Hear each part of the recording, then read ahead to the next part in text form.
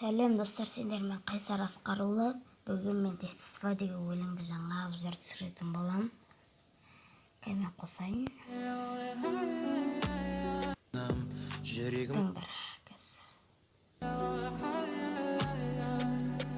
Кетсеңде алыс сен менің жаным, не істей алам, тағдырға мен бағынам.